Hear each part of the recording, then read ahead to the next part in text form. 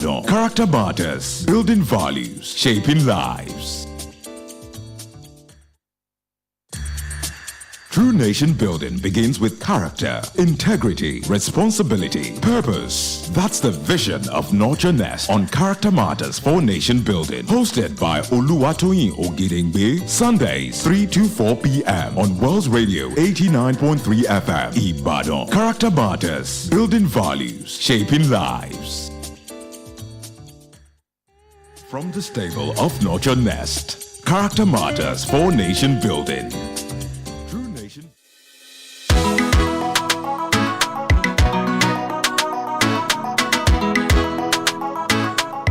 Your values are the foundation. Your integrity is the compass. Join Oluwatoyin Ogedengbe on a journey to reshape our future, one choice at a time. This is the heartbeat of a new nation. It begins with me. It begins with you. Together, we can make it happen. Character matters. Tune in. Take the lead.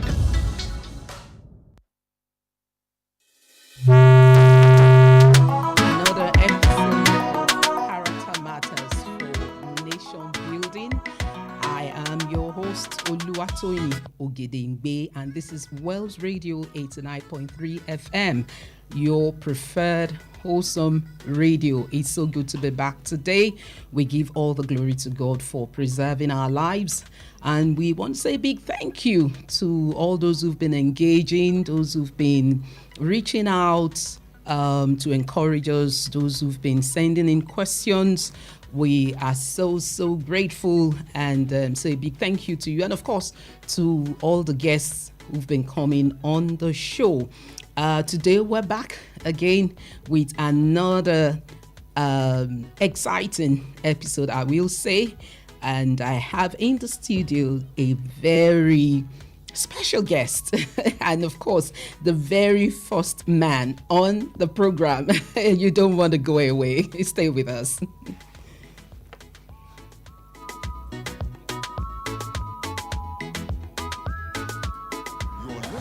Character Matters for Nation Building.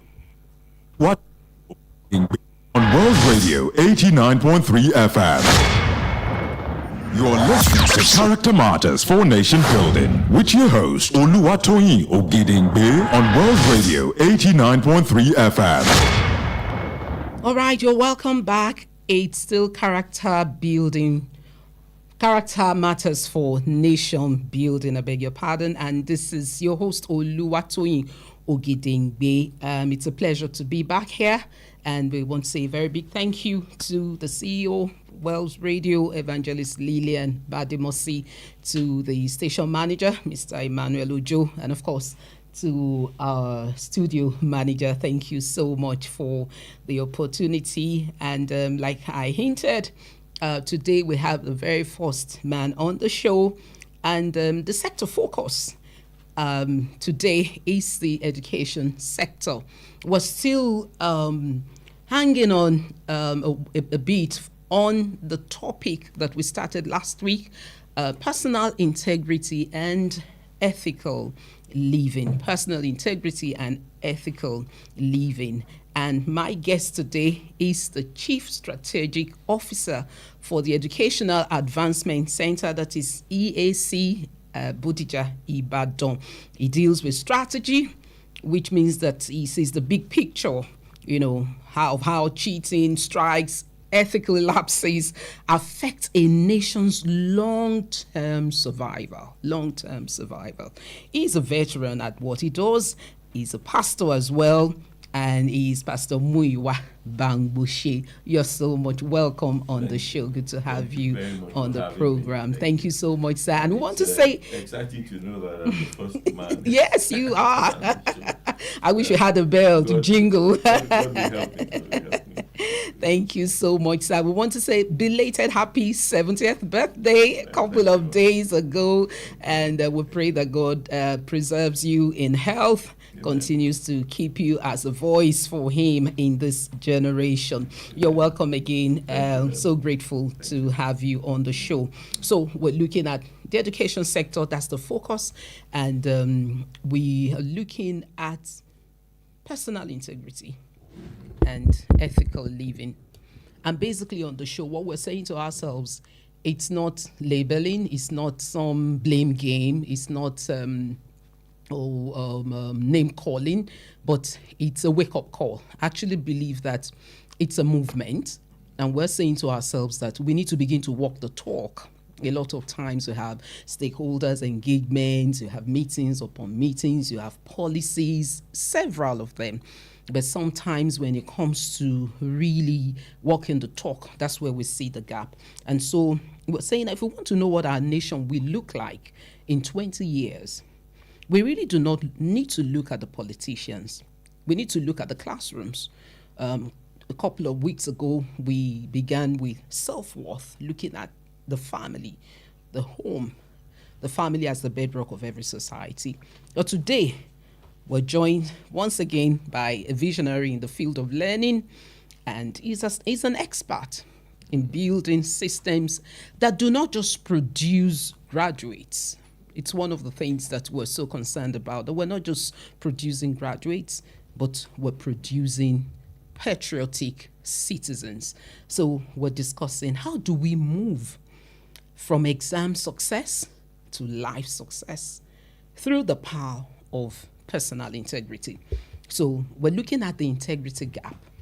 And I'd like to ask you, sir, as we begin, what would you consider the biggest ethical challenge in Nigerian education right now? The biggest, is it the students? Is it the parents? Or the systems? Or a combination of all? Of course, it's a systemic problem. It's a combination of everything. The children are the last. Unfortunately, they are the most important. So we've got problems with parents. We've got problems with teachers, with school administration, with government sometimes, with the society, and with the children. And it's alarming that we don't seem aware of the situation. It's alarming as far as I'm concerned. It's an emergency. If you go to the level of the children in the schools and you hear and see what they do, then you know that tomorrow is like sitting on a keg of gunpowder. Yeah.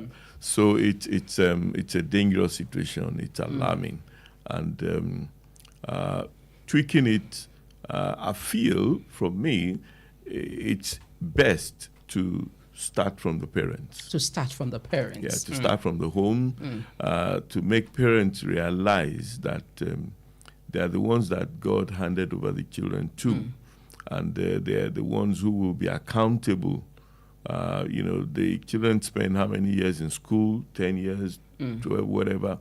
But the whole of their lives, they are attached to the parents. They came through the parents, and hopefully they will outlive the parents. So the end of the parents are also in their hands. You bring them up properly. When you are now a dependent as a parent, then you have good kids that you have raised who would lift you up. And you don't deal with them right. By the time you're supposed to rest, you find that all through your life it is hassle and hell. So I think the parents are the first line of action. Unfortunately, sometimes we have government standing in between. We have government standing in between, trying to be because they are the ones financing education for many of the levels. They are the ones controlling, monitoring. So they usually tend to push the parents back. Which is a problem. I've always said that one of the greatest problem of free education is parents who become nonchalant, disinterested, thinking that government can do everything for them. Okay, maybe I will ask you to hold on. Okay, So how do we bridge that gap? How do we bridge that gap? Yeah, the first thing is to make parents responsible, how do you make them responsible? They must play some role. They must play some role. It could start from education, making them realize what they're playing with. You know, that it's danger. Because, I mean, you hear all over the place now, education is a scam. And saying. So even you hear of parents who, mothers, surprisingly, who are pleading that they stop harassing their Yahoo children. You know, so it tells you how serious it is. So I feel the first thing is to educate parents properly. To educate. Okay, so how do we, because one of the things that we intend to achieve on this program is to prefer solutions. So if we're going to be doing that, I know maybe primary, secondary schools, we have the PTA, Parents Teachers Association, we have opportunities to be able to reach out with them. Yeah.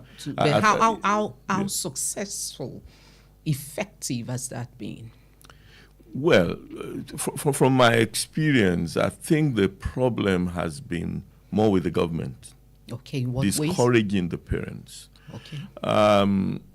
You know, our current administration in Oyo State, sorry to get a bit personal, you know, cancelled the payment of some form of fee.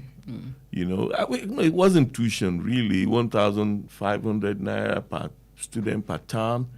It wasn't enough to pay for tuition really. It was some form of contribution, which I really believed in. I was on a committee for the last administration, the Ajimobi administration, which reviewed education, and we came up with what we call the School Management Board. Okay, and the board is in existence, but it is really hamstrung because they were collecting 1,500 naira per term. What is supposed to be the role of that board? Yeah, now the board was to oversee the schools, the particular school they're in. You know what led to that suggestion? I drafted the memo to the committee. We were in schools where there were dilapidated facilities. And sometimes they start from something very small, maybe a bundle, a loose sheet on the roof, just one. And before you know it, it becomes 8. Before you know it, it becomes 40, and then the whole roof goes off because nobody cared for it. And you also have situations whereby teachers don't go to class, okay, just because they don't feel like. Some have become promoted to be vice principals, and they feel, thank God I'm not going to class again. So you see children sitting down. Some people, you know, so in other words, we concluded that if there was a board and they had some small money, so a school that has like 2,000 children, they contribute 1,500 each, that's 3 million naira per term. With that, they could do a lot of things, you know, fix small things that they don't have to go to secretariat. Without necessarily waiting on the government. Yeah, because you see what happens right now is that, you've lost 2 sheets on the roof. You do a memo to secretariat through your LIE and all that. By the time it gets there, it's become 12. Okay, and by the time they respond, it's become 40. The time it takes, so they've the approved you fixing 2 8 sheets, and it's become 40. So you go back and say, sorry, it has increased, and so this back and forth. But secondly, the fact is this: when you do not pay for something, you don't value it. You know, there's a Yoruba proverb that says that if you buy medicine, I'll try and translate it into English, and you don't pay for it, you just keep it behind the stove or the oven or something. So, you know, when you don't pay for anything, you don't value it. What you don't value cannot help you much. Okay, so the whole essence of asking to pay is not the some money, form of commitment. Some commitment.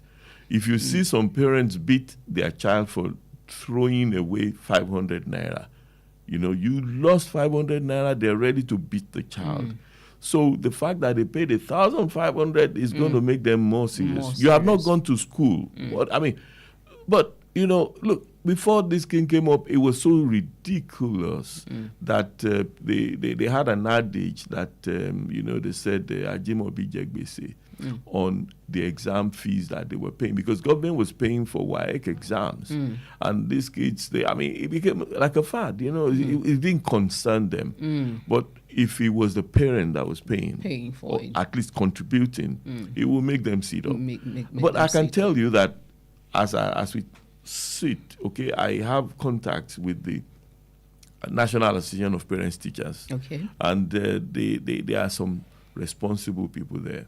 As a matter of fact, I can tell you that most of the time it's the women that bear they pay the bills, they take care of the children, but when it's political issues, it's the men that are vocal. That are vocal. Okay. So the men say, no, we shouldn't pay. The teachers, the principal is asking us to pay. You know, they've said the education is free, and then they eventually, you know, make the children disinterested in being serious. You know, that if my parents say that, you know, this thing, they're not putting their money, so it's not really important. It's not really important. Yeah. We have a big issue in our hands, and hopefully some government personnel officials are listening to be able to, you know, take. Yeah, because on that school management board, there are stakeholders.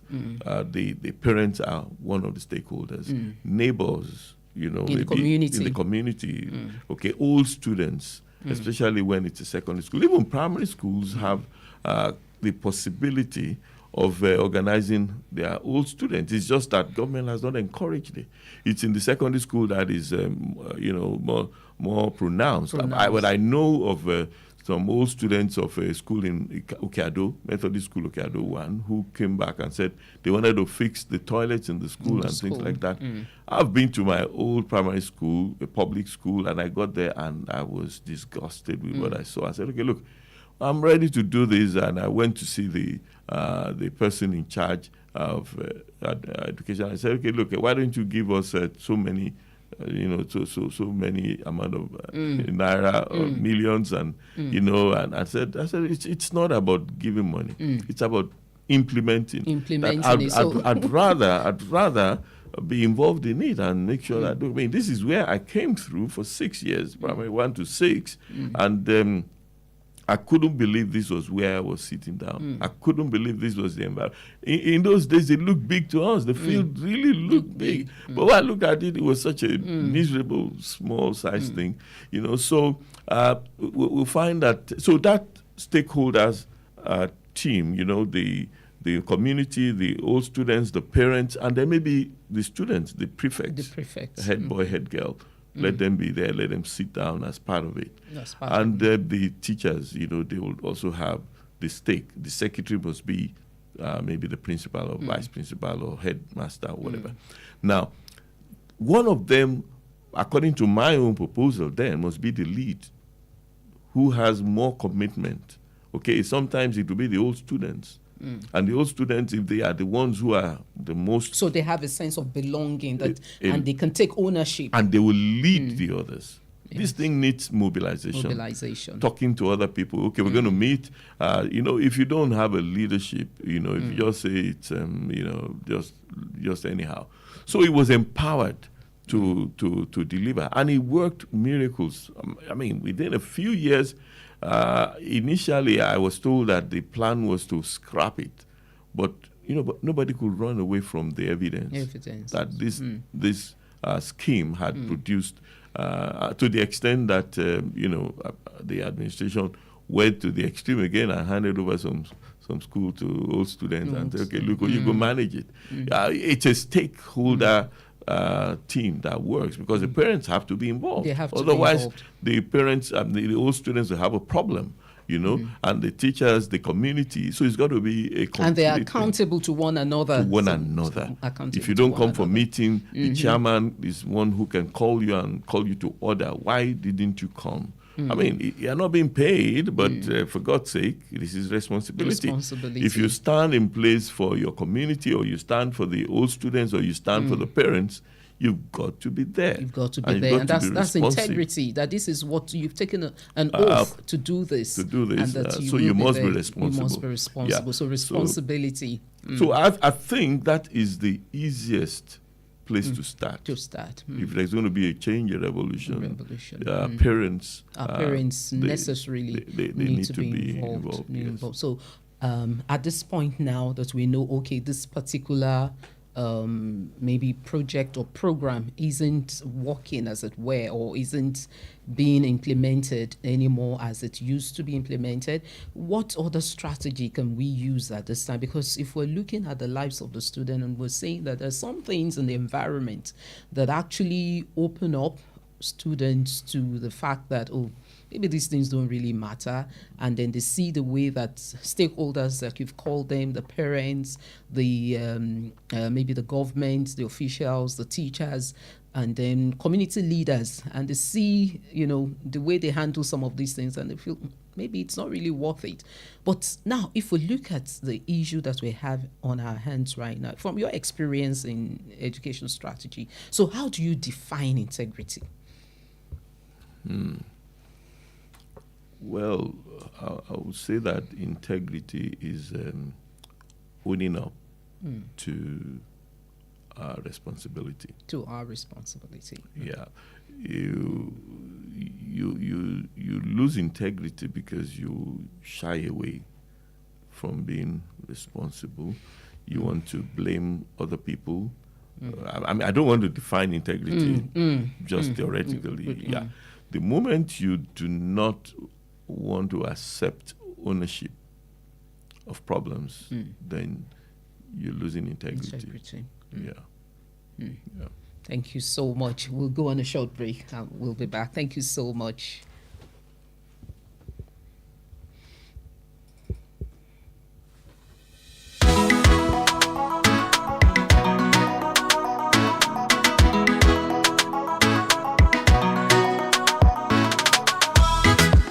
From the stable of Nurture Nest, Character Matters for Nation Building.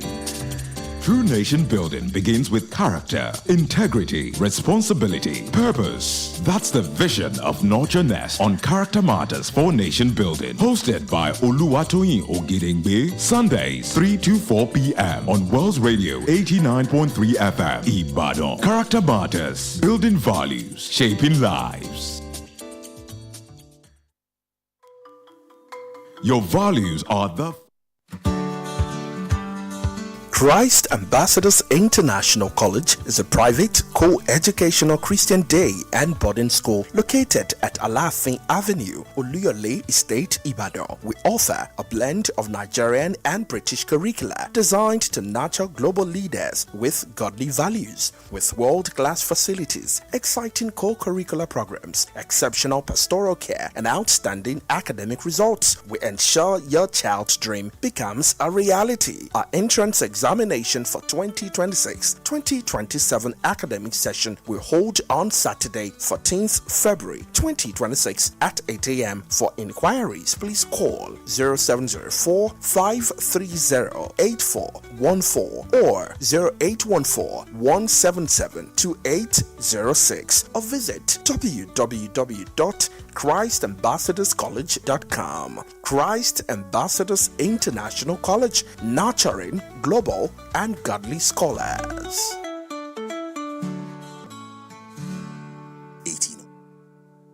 89.3 FM, your preferred wholesome radio. This conversation shapes lives. Welcome back to Character Matters for Nation Building. Still Character Matters for Nation Building on 89.3 FM Wells Radio. And I have with me in the studios here this afternoon Pastor Muyiwa Bangbushe.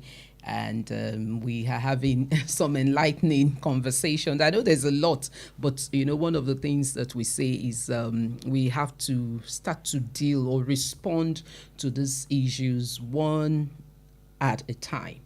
if we say we want to attend to all of the issues that we're faced with, sometimes it becomes really overwhelming and sometimes frustrating, and you're asking yourselves, where exactly do you want to begin from? And, like I've said on this show, what we're doing is to begin to call our attention to the areas, okay, not because there's a blame game of saying, oh, it is this person or that person, but we're challenging ourselves to begin to say to ourselves, what can we do about the situation? So we're looking at this because some of the things you've said, the parents, and I know that the family, I keep saying that over and over again, it begins from the family, and we're saying that the integrity is the currency of trust. So if we look at how can we move schools now, how can schools move beyond just moral instruction to actual value-based education? How do we, when we were growing up, we actually had some subjects called moral instructions. I know they have different names that they've given to such kind of subjects. But now, because sometimes now we see teachers as surrogate parents. Yes, there are parents, but if you look at the curriculum and the routine, the school routine that students have to go through, students are in school for sometimes 8 hours, maybe 8 a.m., some 8 to 2. That seems to be the basic. But you're having, extra lessons and all of those, and students are in school till about 4. Some do not get home until about 5. So the most active part of their lives, of their daily lives, they actually spend in school. So how do we move? I know there are the issues of the curriculum, the issues of the policies surrounding education, but how can schools move beyond moral instruction to actual value-based education? Yeah, I mean, you hit on something that's very, very germane. Many years ago, I just had a brainwave, and I told teachers to write comments about students who had A star in Cambridge exam. A star is not a common result. To get an A star in Cambridge, you must have scored over 90%. Okay, 80% is A, 90% and above. A star. A star. And I said, teachers, I said, please give me 2 descriptions, just a few words about each student. And when we put those things together, we were amazed that many of those things had no direct correlation with education. Things like humility. Things like honesty, things like helping others. Things like teachability, things like listening to instructions. So when we looked at those things, we were amazed. And that was what led us to understand that really there's a value-based education. You think that being humble, you think that being honest, being helpful has nothing to do with education. But empirical evidence has shown that when students misbehave, they tend not to also get education. All right. So it's more than moral instruction. It is really applying it. Okay. There's something they talk about in education. There's a Bloom's taxonomy. I always talk about it, which talks about levels of learning. The lowest level is recall. I tell you this and you tell me back. Or the next one is understand. You understand why I told you. The next one is application. Apply what I told you. Now, application is usually designed to be outside the classroom. Okay. For example, examination is application. You have learned, so come and apply what you learned. Yes. And it can get more serious that this is life. Come and apply what you learned to solve a problem in society. Then that gets you to what you call analysis. Okay, and then evaluation and creativity. So our educational system doesn't take us beyond recall and understanding most of the time. So we leave application to home. You give homework. homework is an application thing, you know. But when the kids bring homework home, the parents complain. Why are the teachers, they are not doing their work? I'm paying so much and they are giving these kids. But sir, sometimes the students are already tired by the time they even get home. So because how do you balance because it? the after school sessions and things like that sometimes are unnecessary. They are unnecessary. Teach them, let them go and apply. And you know, if they are overworked, they will be useless where they should really do those things. So what you are talking to them about becomes a theory. You know, you're just talking. Talking is not learning, is not teaching. So we need to move to a situation whereby there can be application. And that's where parents come in. Because, I mean, parents are really the ones to bridge the gap, to make the child know that this is important. I was sharing with my siblings a few days ago some things I remember from my father. You know, I came back from school and I'd done something bad, so he did the, you know, he beat me. He gave me like 3 strokes of the cane, and unfortunately, I was forced in school. So after beating me, I said, unfortunately, I went to the room to bring my card, and I just shoved it in his face, like, okay, look at the boy you beat. He was first in class. And then he now gave me 12 strokes. He said I should say after him, education without morals is like a cup of tea without sugar. Say it after me again, education without morals. I could never forget. That was application. Okay, they've told us whatever, but you get home and you do something you shouldn't do. Parents put you right. Teachers, in fact, you see, we really bastardized the whole thing. That teachers are scared. They're scared of punishing students. They're scared of disciplining them. Let me not even use punish, discipline. Yeah, there was a video that went viral. I mean, not too long ago. Parents went to the school and actually slapped the teacher. Parents beat teachers up, and even students now. Students, yes. I mean, here in your state, somewhere, I think Ogbomoso late last year. You know, so you really feel for the teachers, and so they are already threatened. They are taking the heat from parents, from students, from the school authority. And so how do you expect them to do the best? They are not, the average teacher now is not as confident as the teachers who taught us when we went to school. Those ones talked like, I will beat you if your father comes, I will beat you again. And, you know, and I mean, you believed they meant it, you know. But these ones here now, they're timid because they fear for their lives. Why is that so? No, because the system doesn't empower them. Sometimes we think it's only salary, increase their salary and whatever. But, you know, there's... so how would the system empower the teachers? Oh, well, you see, if, for example, there's a school management board that can look into specific cases and deal with students that are unruly, you see, you don't... let me give you... You can't suspend a student from school now without referring to some places. Before, a principal decided that you were expelled there and then. He said it, and that was it. Nobody was going to come to meet him from the ministry. If they came, they will come to appeal. And, don't you think, sir, that it may be because some had abused that, you know, so it's opportunity? It's a complete thing because, you know, I talked about integrity. So, you know, people have got to that level that people are trying to protect the rights of other people to make sure you don't do this. And then in the end, you find that you are really getting nothing done. So to me, it's easier to manage on a micro level.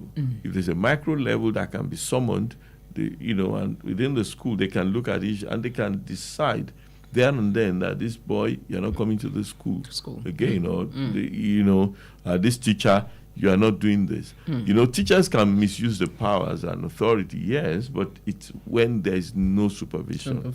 So if they are also answerable, they would also make sure they don't do what they shouldn't do, you know. Wow. So it's a complete thing, but let parents be involved. Let parents be empowered. Let's have a functional school management board or group or whatever you want to call it that will micromanage, because this problem has become endemic. It's gone all over. So each pocket of congregation, like each school, are in a better position to do something about applying all these moral instructions. Not allowing it to be theoretical, but in practice, let's see it done. Okay, so I think that's a starting point. A starting point. Thank you so much. So, what do you say to issues of examination malpractice, where when a parent pays for so-called miracle center? Yeah, examination malpractice. And then teachers also. It's a symptom. Of, it's not a problem. So what the problem is part of it is character. Okay. If you do not know a subject, then be gracious to fail. To own up. Yeah. Okay. So it's okay to fail. It's okay to fail. As a matter of fact, when parents say to you, why are you coming home? So I don't know if you saw also, sorry to cut in, a video that I think we also used that analogy maybe 2 weeks ago. A young boy who, had, because the parents would always want him to come with the best position, and then went and actually bought I was giving them another report. Another report card, because this is what the parents are asking for. They want you to be tops, like you are competing against some other fellows. For instance, at home, we say to our children that you are your own best competition. Yeah, you have 100 in math, for instance. You have 100 over 100. So this time you're coming home with 60 out of 100. Your concern isn't the class average at this time. Your concern is the fact that out of 100, I have 60. I still have 40 to look for. So that motivates me. That inspires me to see what I can do to, increase or improve my grades. So not that, but when it gets to a point where the parents are saying, by all means, by all costs, you just have to. Yeah. So it tells you the parents themselves look at their own history. Okay. They possibly also didn't do what they were supposed to do. So and then what I find is in most cases when people cheat, it starts with a loss of self-confidence. They don't think they can pass. So I talk to students and I tell them, look, you can do better than even the person who's going to help you. So giving the students some inspiration, some motivation, confidence. In the Bible, before they go to war, they talk to them. If you don't think you can win, you can't win. If you think you can't pass, you can't pass. So you must have that. So instill the can-do spirit in you. Okay. And if you didn't get it, if you failed, it's not a measure of you. It's a measure of where you are at. Like you said, you're at 60, you're going to 100. So 100. It doesn't stop you getting to where you should get to. So talking to children, encouraging them, giving them an assurance that they are able. And the system itself, we have over valued certificates, to the detriment of competence. So once you have the certificate, many years and you can always buy your way through to get the certificate. In fact, in many cases, people, you don't even need to buy. Once you have that certificate, we used to just take teachers on the face value. They will come and then they will tell you they've got a second class upper. Oh, great. Good. Okay, from where? This and that. Okay, I started, Then, it occurred to us that some people, you couldn't trust these certificates. And so we started testing. One day, a professor in this town, in the University of Ibadan, sent somebody to me. This guy is a good maths teacher. And so by that time, we had started testing. And we gave the guy, simple test. And he got 8 over 100. Wow. So, so the man said, how did this guy do? And I said, he got 8. He said, 8 what?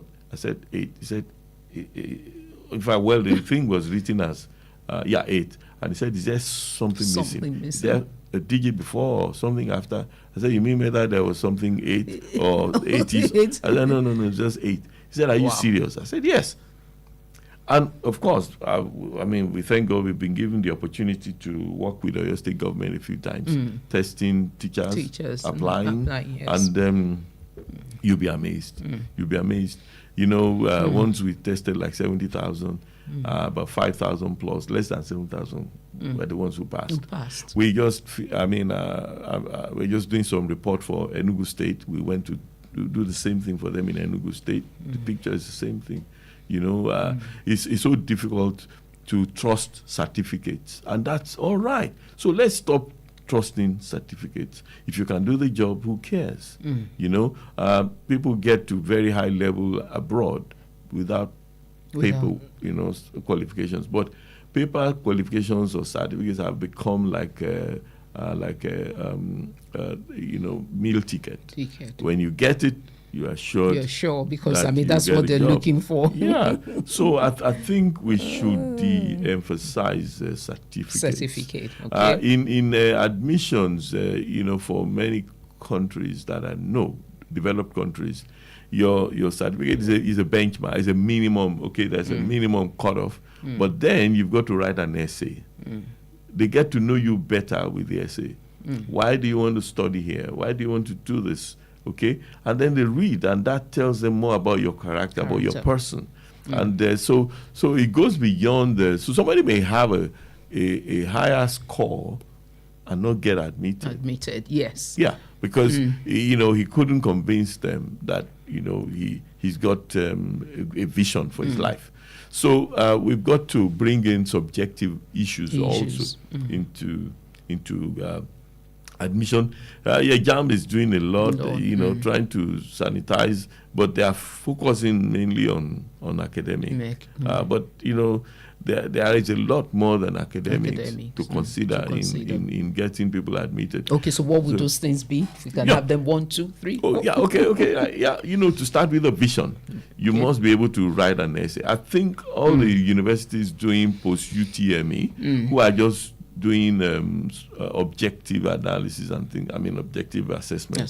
They should bring some subjective things. That's why you don't have enough discoveries you need people. They may not score the highest mark, but he's motivated.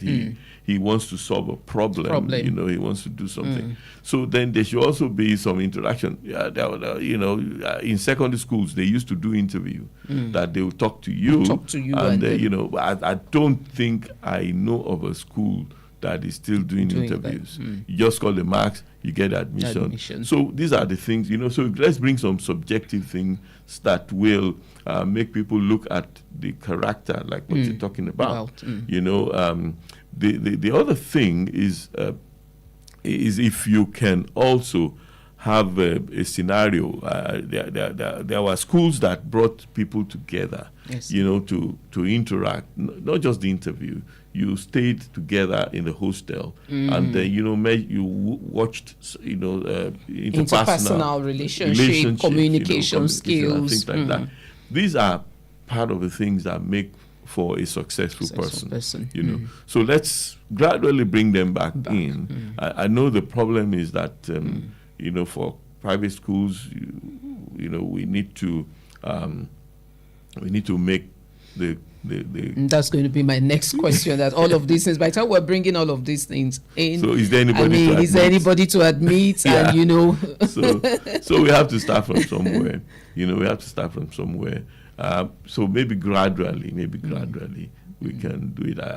I feel for school owners, for proprietors, people sometimes harass them, blame them that they, all they want is money.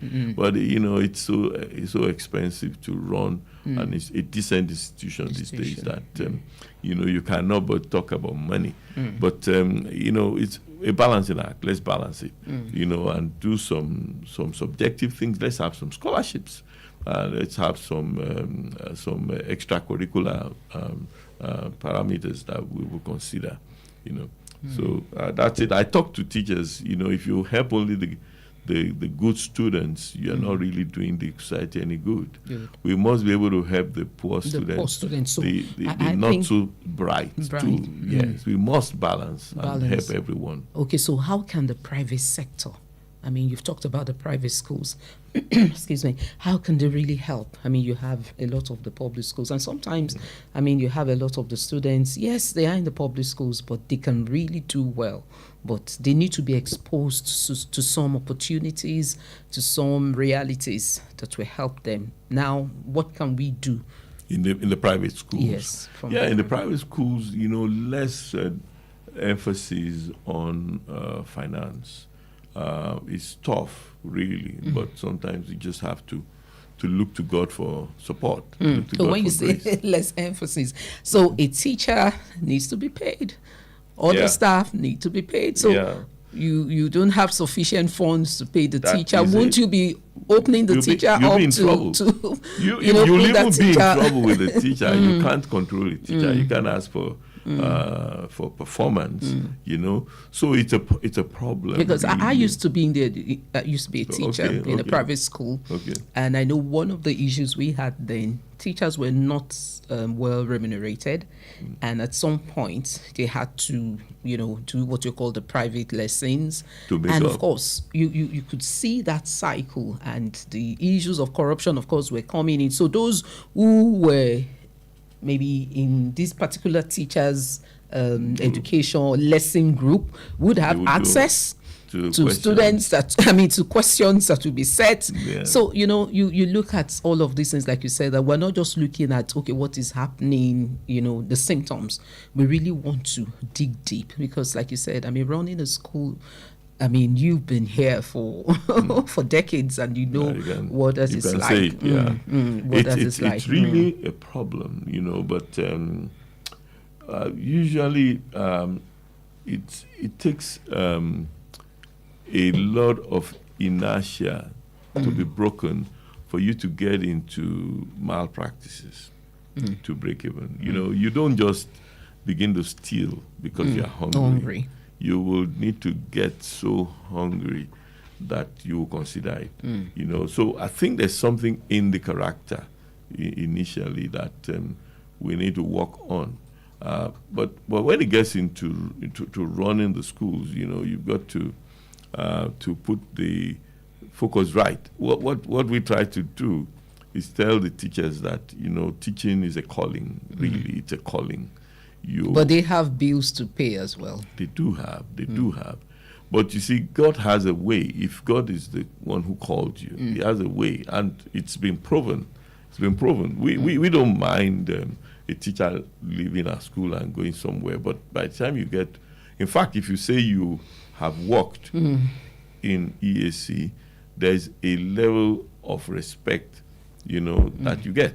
When government was going to do a recruitment, the permanent secretary then had to come and appeal to me that, look, some teachers from your school say they want, and we know they will do a lot of good, And so I said, okay, why not? They've been trained. Other people can come in and be trained. So we all have to just consider that we will be putting in, So pay what you can pay to the teachers if they are, but don't allow cutting corners. like extra lessons. It's always a problem. It's always a problem. I don't encourage it. If I become in there, I know a school system. I mean, had to put that in place that, okay, you're not going to be organizing that privately. So all of the students who are interested, so there's a meeting with the parents to say the school has a program, a system, extra lessons, and if you're interested, so there's an arrangement between the teachers and the school that a particular percentage goes to the teachers. I mean, most schools now, most private schools had to adopt that kind of system. In fact, I mean, there's a secondary school that we run, which was supposed to help the people. And I was amazed that it was the parents that were insisting that they wanted extra lessons. Since teachers were not allowed, so we now had to come to some form of arrangement. I just told the principal, you see, sorry, I don't want. my wife and myself, we don't believe in the value of the extra lessons. Extra lesson.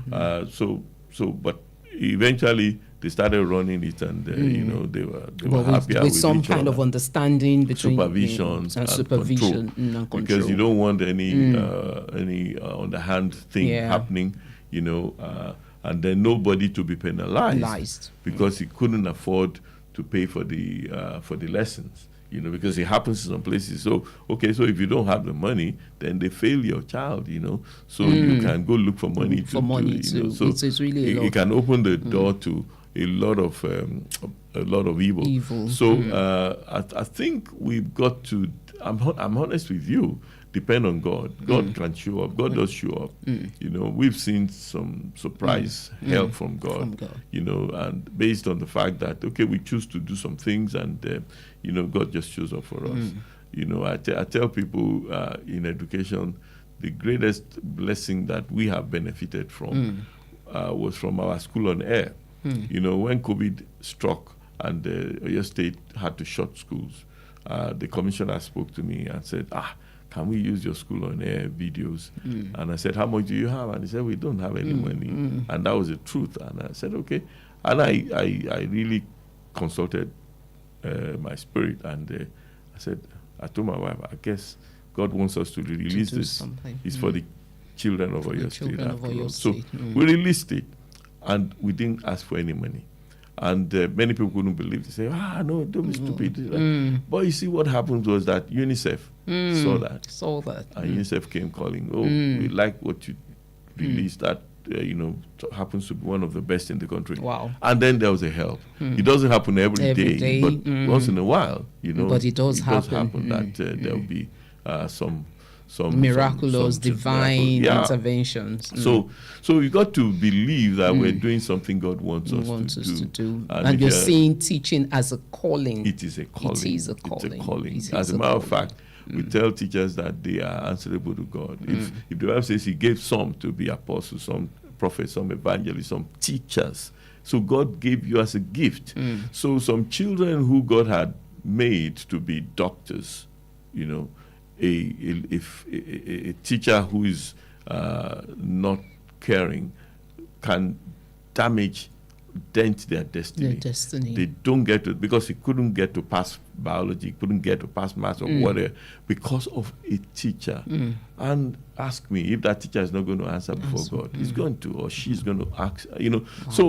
So it's for every teacher to also see themselves as called of God. You don't go into teaching because you don't have any opportunity. Any other opportunity. And I think it's one of the areas as well. I mean, back then in the days, you see those who are going to study education because they couldn't get to study the courses of their choice. It's a calling. Education is a calling. It's a calling. So not something you're going to do as a last resort, because there's nothing else to do. Wow.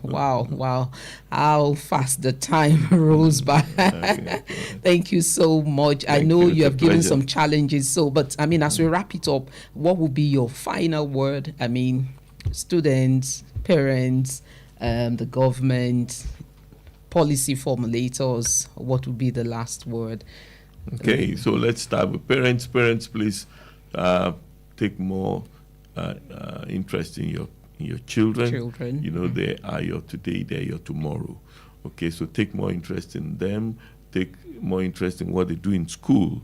Don't stop disturbing government to participate. I want to appeal to government. Government allow full-scale participation. Teachers to have a free hand to some extent, community, the parents, the old students. Let's have an all-stakeholder involvement in education. And to the teachers, I encourage them to be steadfast, knowing that they are called, and nobody wars at his own expense. I tell teachers, you see your children will turn out right. That's a blessing that money cannot buy. Your children have opportunities. So let teachers be dedicated, and children also to know that it's talking about them. If you get good and you get productive, your tomorrow will be better. Your parents won't be there to enjoy it, but if you're good, you will enjoy it. Wow, thank you so much. So this week, I challenge every parent listening, open your child's school bag. Don't look at the marks first, look at the effort. If you find a leaked note or a shortcut, have the courage to address the character, just like our guest mentioned. And, when he was going to just fling the results in the father's face, and he said, educational success without morals is like a cup of tea without sugar. So we should be able to address that, and let's stop raising clever crooks. It's been an amazing time on the show today. Character matters for nation building. Thank you so much for tuning in. I am your host, Oluwatoyin Ogedengbe. I'll be back next week by the grace of God. Thank you.